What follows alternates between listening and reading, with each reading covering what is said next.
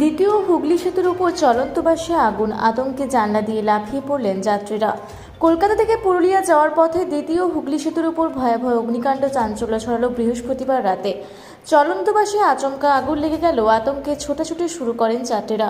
প্রাণে বাঁচতে কেউ জানলা দিয়ে লাফ দেন, কেউ আবার দরজা খুলে নামতে থাকেন।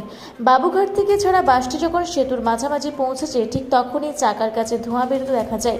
প্রত্যক্ষদর্শী জানান, মুহূর্তের মধ্যেই আগুন ছড়িয়ে পড়ে গোটা বাসে। পরিস্থিতি আঁচ করে চালক গাড়ি থামিয়ে দেন।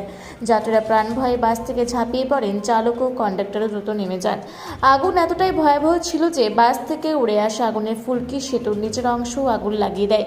খবর পেয়ে ঘটনাস্থলে পৌঁছায় কলকাতা পুলিশ ও হাওড়া সিটি পুলিশের দল। দমকলের 4টি ইঞ্জিন প্রায় 1 ঘন্টার চেষ্টায় আগুন আয়ত্তে আনে। পুলিশ জানিয়েছে, বাসে কেউ আটকে পড়েনি এবং কোনো হতাহতের খবর নেই। তবে যাত্রীবাহী বাসটি সম্পূর্ণ ভস্মীভূত হয়ে গিয়েছে।